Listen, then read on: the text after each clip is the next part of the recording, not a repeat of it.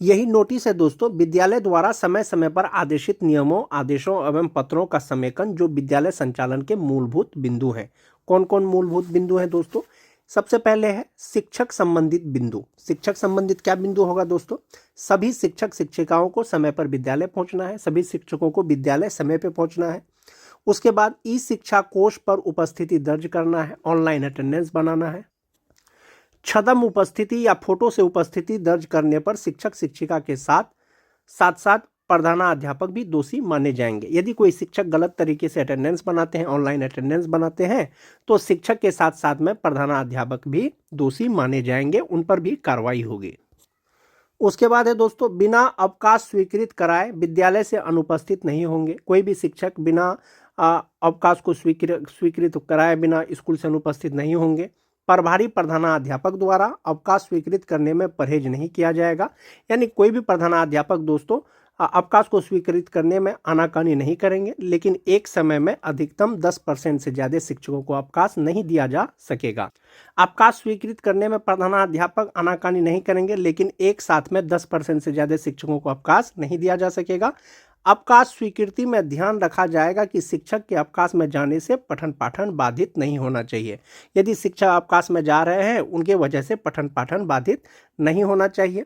उसके बाद है दोस्तों विद्यालय में पदस्थापित शिक्षक एवं शिक्षकेतर कर्मी विद्यालय कार्यालय अवधि में गरिमा युक्त औपचारिक परिधान में ही विद्यालय में आएंगे, जीन्स टी शर्ट में नहीं आएंगे।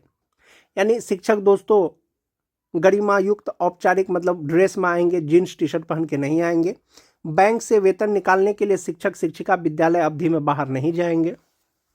उसके बाद है दोस्तों शिक्षक शिक्षिका अपने समस्याओं के लिए जिला कार्यालय में नहीं आएंगे। कोई भी समस्या लेकर के दोस्तों शिक्षक शिक्षिका को जिला कार्यालय नहीं जाना है, वे अपने समस्याओं से संबंधित आवेदन अपने प्रखंड शिक्षा कार्यालय में समर्पित करेंगे, जिस पर संबंधित प्रखंड शिक्षा पदाधिकारी समस्या का समाधान करेंगे। यदि आवश्यकता हो तो उसको जिला कार्यालय में अग्रेषित करेंगे, जिसका समाधान जिला कार्यालय से किया जाएगा। किसी भी शिक्षक को कोई परेशानी हो, कोई दिक्कत हो, वो जिला कार्यालय नहीं जाएंगे, वो आवेदन अपने बीआरसी में देंगे और प्रखंड शिक्षा पदाधिकारी उसके समस्या का समाधान करेंगे। यदि उनसे समस्या का समाधान नहीं होगा तो उसको वो अग्रेषित करेंगे जिला, और जिला कार्यालय के द्वारा उनके समस्या का समाधान किया जाएगा। उसके बाद है दोस्तों कि प्रत्येक माह के 25 तारीख तक विद्यालय में पदस्थापित शिक्षक शिक्षिकाओं कर्मियों एवं आधार ऑपरेटर सहित सभी का उपस्थिति विवरणी कार्यालय को उपलब्ध करा दिया जाए। यानी 25 तारीख तक हर हाल में सभी पदस्थापित शिक्षक शिक्षिकाओं का अब्सेंटी कार्यालय में दे देना है, ताकि ससमय वेतन भुगतान किया जा सके। विलंब से गलत या अधूरा उपस्थिति विवरणी उपलब्ध कराने के लिए संबंधित प्रधानाध्यापक जिम्मेवार होंगे। समय से यदि अब्सेंटी जमा नहीं होगा, गलत अब्सेंटी जमा होगा, अधूरा उपस्थिति जमा होगा, तो ऐसी स्थिति में प्रधानाध्यापक जिम्मेवार होंगे। उसके बाद है दोस्तों विद्यालय परिसर की व्यवस्था। विद्यालय परिसर की व्यवस्था कैसी रखा जाए दोस्तों? विद्यालय अवधि में किसी भी वर्ग कक्ष या भवन में तालाबंद नहीं होना चाहिए। किसी भी कक्षा में तालाबंद नहीं होना चाहिए। अनुपयोगी यानी जो सामान का उपयोग नहीं होता हो, सामग्री को विद्यालय शिक्षा समिति के सहयोग से नीलामी कर दिया जाए।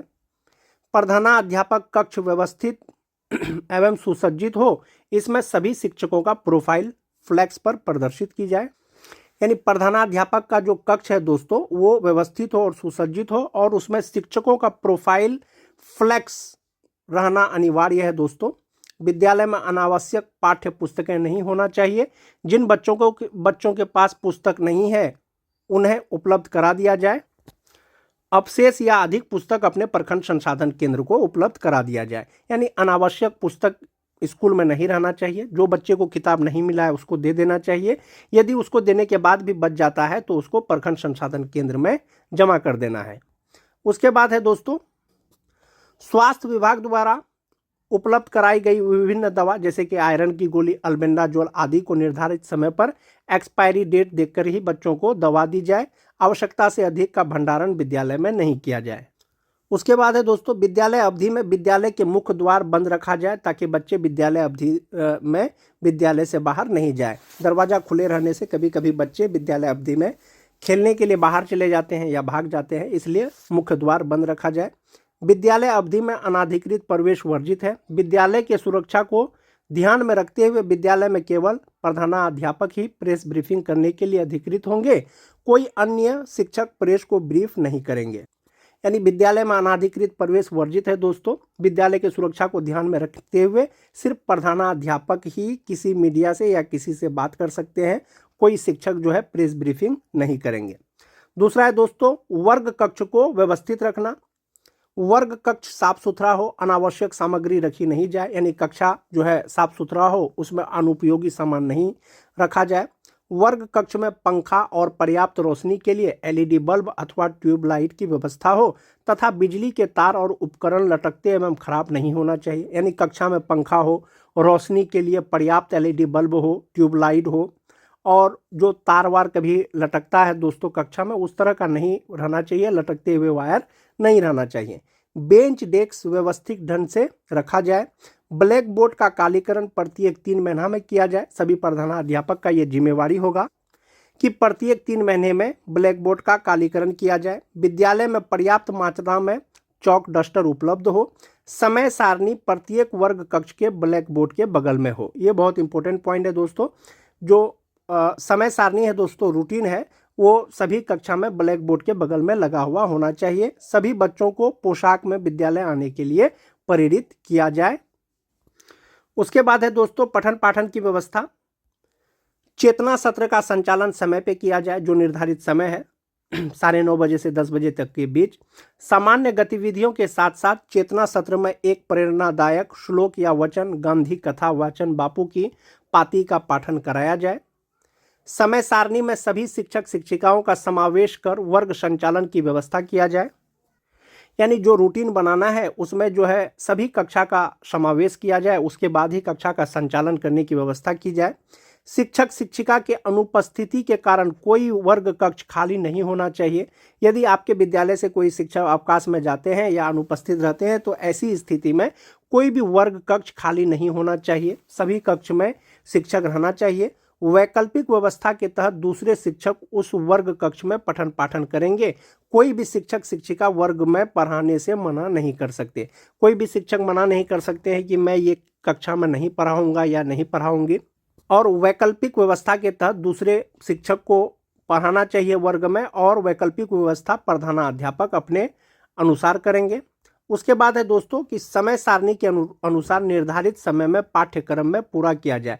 यानी जो निर्धारित अवधि है उसमें जो है सिलेबस सभी बच्चों का पूरा कर लिया जाए। उसके बाद है दोस्तों सभी शिक्षक शिक्षिकाओं के द्वारा पाठ टीका लिखा जाए। यानी लेसन प्लान सभी शिक्षक शिक्षिकाओं द्वारा बनाया जाए एवं पाठ टीका के अनुसार वर्ग का संचालन किया जाए तथा प्रत्येक शनिवार को प्रत्येक शिक्षक शिक्षिकाओं के पाठ टीका का प्रधानाध्यापक प्रभारी प्रधानाध्यापक द्वारा प्रति हस्ताक्षरित किया जाए। जो पाठ टीका बनाएंगे शिक्षक शिक्षिका उसी से बच्चों को पढ़ाया जाए, और प्रत्येक शनिवार को जो है दोस्तों जो पाठ टीका शिक्षकों के द्वारा बनाया जाएगा उसको प्रधानाध्यापक और प्रभारी प्रधानाध्यापक उसको प्रति हस्ताक्षरित करेंगे। मोस्ट इंपोर्टेंट पॉइंट दोस्तों, प्रधानाध्यापक स्वयं भी पाठ टीका का संधारण करेंगे। जो प्रधानाध्यापक या प्रभारी प्रधानाध्यापक है वे भी पाठ टीका बनाएंगे तथा पाठ टीका घर पर रखे हैं यह बहाना मानने योग्य नहीं होगा। निरीक्षी पदाधिकारी द्वारा मांगे जाने पर पाठ टीका दिखाना होगा। जैसा कि पाठ टीका बनाना सभी शिक्षक शिक्षिकाओं के लिए अनिवार्य है। यदि कोई निरीक्षी पदाधिकारी जाते हैं तो ये बहाना नहीं चलेगा कि घर पे पाठ टीका भूल गए हैं या रख के आए हैं। निरीक्षी पदाधिकारी यदि आपसे पाठ टीका मांगेंगे, लेसन प्लान मांगेंगे तो आपको दिखाना होगा। उसके बाद है दोस्तों साप्ताहिक एवं मासिक परीक्षा का आयोजन किया जाए एवं उसकी उत्तर पुस्तिकाएं शिक्षक शिक्षिकाओं द्वारा लाल रंग की स्याही से अवश्य जांच की जाए। यानी मासिक मूल्यांकन करना है, साप्ताहिक मूल्यांकन करना है, और उन कॉपियों का शिक्षकों द्वारा लाल रंग की स्याही से कलम से जांच करना है। जांचने वाले शिक्षक शिक्षिका अपना हस्ताक्षर के साथ पूरा नाम लिखेंगे और तारीख भी लिखेंगे। उसके बाद है दोस्तों सभी बच्चों को गृह कार्य बच्चों को उपलब्ध कराई गई डायरी में अवश्य दी जाए एवं उसका मूल्यांकन भी किया जाए। बच्चों को जो गृह कार्य दिया जाता है दोस्तों उनकी डायरी में भी संधारित किया जाए और उसका भी मूल्यांकन किया जाए। पुस्तकालय एवं प्रयोगशाला का प्रयोग प्रतिदिन समय सारणी के अनुसार किया जाए। प्रयोगशाला और पुस्तकालय का उपयोग करने वाले बच्चों का नाम एवं वर्ग पुस्तकालय तथा प्रयोगशाला में रखे गए पंजी में संधारण किया जाए। यानी प्रयोगशाला का जो प्रयोग जो बच्चे करते हैं दोस्तों एक पंजी में उनका नाम संधारित किया जाना है, जिससे पता चल सके कि किस बच्चे ने किस स्थिति को पुस्तकालय उपयोग एवं प्रयोगशाला में प्रयोग किया और क्या प्रयोग किया। उसके बाद है दोस्तों, सुरक्षित शनिवार का आयोजन विधिवत ढंग से किया जाए। जैसा कि आप सभी जानते हैं, बिहार के सभी सरकारी विद्यालयों में सेफ सैटरडे प्रोग्राम चलता है। उसके तहत जो है सुरक्षित शनिवार का आयोजन विधिवत ढंग से कराया जाना है। विद्यालय परिसर एवं भवन का उपयोग पठन पाठन के अलावा किसी अन्य गतिविधि में नहीं किया जाएगा। विद्यालय का उपयोग, परिसर का उपयोग सिर्फ और सिर्फ पठन पाठन में करना है। उसके बाद है दोस्तों, प्रतिदिन संबंधित वर्ग शिक्षक शिक्षिका द्वारा FLN किट एवं LEP किट का प्रयोग किया जाएगा। जो FLN किट विभाग के द्वारा दिया गया है उसका प्रयोग किया जाना है शिक्षकों के द्वारा। दोनों किट किसी भी परिस्थिति में बक्से में बंद नहीं होना चाहिए। प्रायः देखा जाता है कि FLN किट जो है वो किसी विद्यालय में बंद रहता है, प्रयोग नहीं होता, लेकिन उसका प्रयोग हमेशा किया जाना है। यदि ऐसा पाया जाता है तो संबंधित प्रधानाध्यापक के साथ साथ शिक्षक शिक्षिका भी दोषी होंगे। यदि ये निरीक्षण के क्रम में देखा जाएगा कि FLN किट का प्रयोग नहीं हो रहा है या बक्से में बंद है, तो ऐसी स्थिति में प्रधानाध्यापक के साथ साथ शिक्षक भी दोषी होंगे। विद्यालय में अध्ययनरत बच्चों में वर्ग सापेक्ष शिक्षा एवं गुणवत्ता उपलब्ध कराने की जिम्मेवारी वर्ग शिक्षक शिक्षिका के साथ साथ प्रधानाध्यापक का भी होगा। ICT लैब का उपयोग बच्चों द्वारा नियमित रूप से किया जाए। जैसा कि ICT लैब सरकार के द्वारा खोला गया है स्कूलों में और बच्चों के द्वारा उसका नियमित प्रयोग कराया जाना है। उपयोग करने वाले बच्चों का उपयोग तिथि के अनुसार पंजी संधारित किया जाए। यानी ICT लैब का जो प्रयोग करेंगे बच्चे, उसके लिए भी एक पंजी संधारित करना है। स्मार्ट क्लास व्यवस्थित एवं सुसज्जित होना चाहिए तथा उसका उपयोग प्रतिदिन होना चाहिए। खेल सामग्री अलमारी या बक्से में बंद नहीं होना चाहिए, उसका उपयोग प्रतिदिन बच्चों द्वारा किया जाना चाहिए। उसके बाद है दोस्तों, PM पोषण योजना संचालित विद्यालयों में मेन्यू के अनुसार किया जाए। भोजन बनाने से पूर्व रसोई घर, भंडार घर के साथ साथ रसोई को भी निजी स्वच्छता पर ध्यान दिया जाए।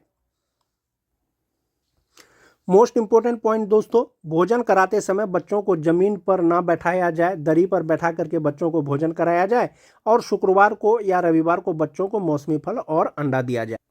अभिलेख की व्यवस्था दोस्तों, प्रधानाध्यापक टेबल पर अनावश्यक अभिलेख जैसे पंजी एवं किताबें नहीं रखा जाए। प्रधानाध्यापक का जो टेबल है उसमें अनुपयोगी सामान या अनावश्यक पंजी नहीं रखा हुआ होना चाहिए। विद्यालय शिक्षा समिति की बैठक प्रति माह कराई जाए एवं विद्यालय प्रबंधन समिति का बैठक प्रति 3 माह पर एक बार अवश्य कराई जाए तथा उसकी कार्यावली विधिवत ढंग से संधारित किया जाए। यानी कि जो VSS का बैठक है दोस्तों, वो प्रत्येक महीना कराना है।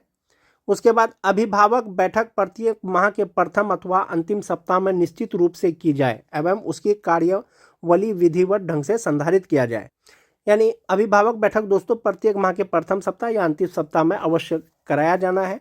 JBS खाता विपत्र एवं अभिश्रव लेजर भंडार पंजी, PPA निर्गत पंजी तथा ड्राइंग लिमिट प्राप्ति पंजी का संधारण अचूक रूप से किया जाएगा। उसके बाद है दोस्तों, विद्यालय के खाते का पासबुक को प्रति माह अपडेट कराया जाए। कैशबुक का लेखन प्रति माह किया जाए। विद्यालय अवधि में विद्यालय से संबंधित अभिलेख विद्यालय में उपलब्ध रहेंगे, उसको बाहर लेकर के नहीं जाना है। उसके बाद है दोस्तों, विद्यालय में किए गए सभी प्रकार के व्यय का लेखा जोखा रखने की जिम्मेवारी संबंधित विद्यालय प्रधान या लिपिक की होगी। निरीक्षी पदाधिकारी द्वारा निरीक्षण के दौरान अभिलेख मांगने पर उसे उपलब्ध कराना प्रधानाध्यापक की जिम्मेवारी होगी। उसके बाद है दोस्तों, साफ सफाई से संबंधित दिशा निर्देश। विभाग द्वारा चयनित एजेंसी से शौचालय एवं विद्यालय परिसर की साफ सफाई अचूक रूप से कराई जाए। शौचालय उपयोग हेतु कर्मियों के साथ साथ सफाई के सामग्रियों का पूर्ति संबंधित एजेंसी के द्वारा कराया जाता है। विद्यालय प्रधान के द्वारा सत्यापन के उपरांत ही एजेंसी को भुगतान किया जाए, अर्थात जितने शौचालय की सफाई हुई है उसी के अनुसार सत्यापन किया जाए। दूसरा है दोस्तों, किसी भी परिस्थिति में विद्यालय अवधि में शौचालय में ताला बंद नहीं होना चाहिए। उसके बाद है, शौचालय उपयोग योग्य होना चाहिए, इसका दृढ़ता से अनुपालन किया जाए।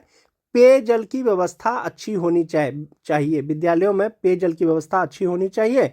चापाकल या सबमर्सिबल पंप चालू हालात में होना चाहिए। चिन्हित मध्य माध्यमिक विद्यालयों में अधिष्ठापित वेंडिंग मशीन सैनिटरी पैड की उपलब्धता एवं इंसिनरेटर का उपयोग बालिकाओं द्वारा होना चाहिए। तो ये दिशा निर्देश है दोस्तों जो